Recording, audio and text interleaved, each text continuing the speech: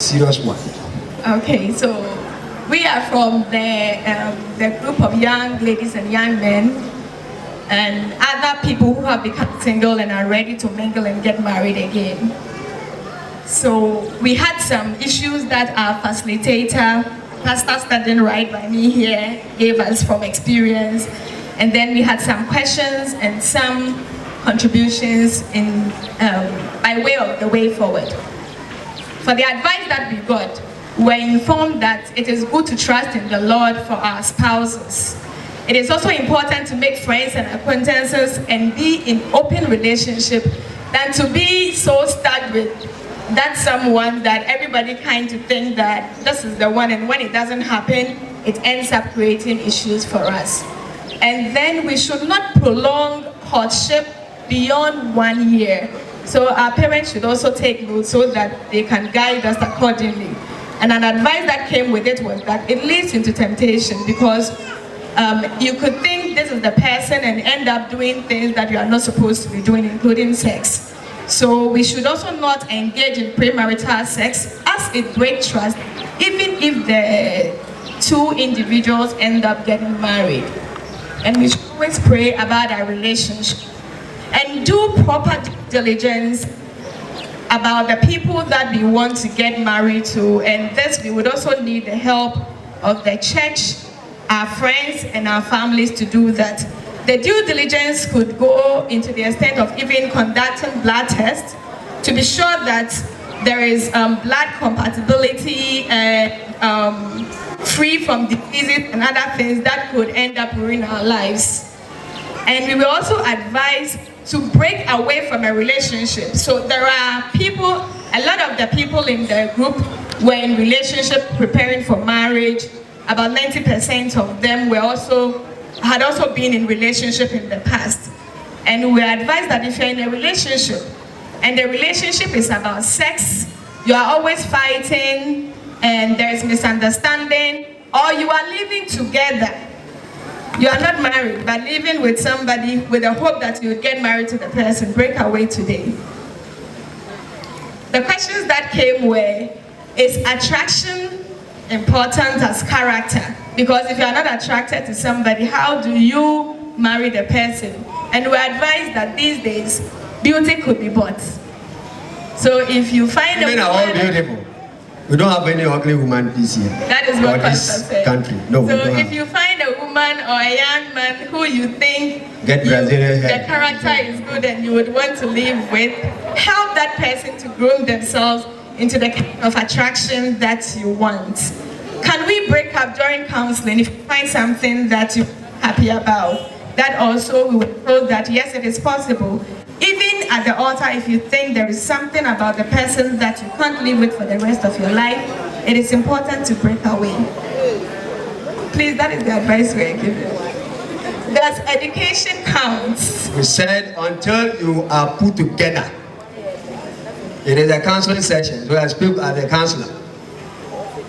That if you are at a counseling session and I find out, or the two of you find out that there is something that cannot keep us together, and one person decides to walk away, the counselor can never force you to marry. And in the same way, when you are at the altar and the blessing of the marriage, before the minister wants to bless your marriage, and you are sitting there waiting for that, and you realize that there is something wrong, you cannot cope in that marriage, and you want to quit, nobody will force you. Thank you. Yeah. Does education count? That also, we were advised that education should not be a barrier.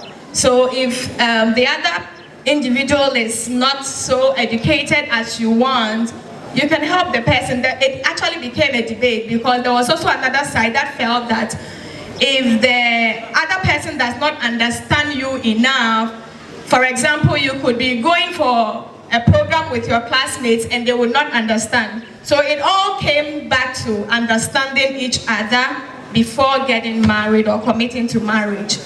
And does distance relationship also? Then the advice we're given was, if you can stay faithful, it could be good. But if you think you can't stay faithful, or you'll be thinking, what is this individual doing wherever they are?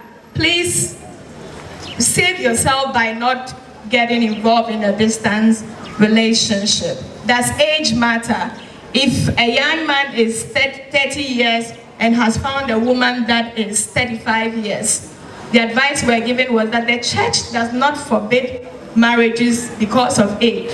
However, the counselors would advise you on some of what the things that you should expect in the near future. So when you become 40 years and you want to be going out balling with your boys, and the woman is at that time 45 and needs you at home, how are you going to cope with it? If you can cope with it, the church will bless you. Then the contributions that came. We have expectations of the church, our group, that the church should prepare young people for marriage from age 17. If Ghana says age 18, we can marry. And courtship can last for 1 year. Please, when I'm 17 years, I want to start getting prepared. How can the church do this? There are programs like Graphs for Kids from our secondary schools and our universities. We have campus ministry to help us. Can you start putting us together? And the personal contribution that I gave was, these days when we are asked to go for evangelism, we are not going. Why don't we marry among ourselves, give birth, and grow the church naturally? Amen. So, marry yourselves. Among ourselves, instead of leaving the young people to go out there and mess up their lives with people who don't share our beliefs, and at the end of the day, they get frustrated and end up not getting married. And then also, we don't want to be difficult for us. Then we also advise that as young people, when a young man gathers the courage to come before you and tell you that they're in love with you and they would want to have a relationship with you, don't just look them up and down and say that no, or break down their spirits. There are nice ways that you can actually turn somebody down. Look into the person's face, tell them that I'm very sorry, your ambitions at this time is not what I am looking for. Can we have this conversation another day? Clap for them, clap for them. Thank you very much. And would give them the courage to be able to approach the next person who could possibly be their wife. Instead of you just looking up down, you never know who that young man could be in future. Then also, we need to, the last one, we need to empower our young men to not be intimidated by the success of our young women. Because now we are talking about women empowerment and young ladies are getting jobs and doing all kinds of things. And the young men are intimidated, and the young men were advised not to feel intimidated, but rather see the success of these young ladies as a compliment to them, other than as a threat. Right. Clap for them, clap for them, clap for them. Members shouldn't impose any partner on a young person.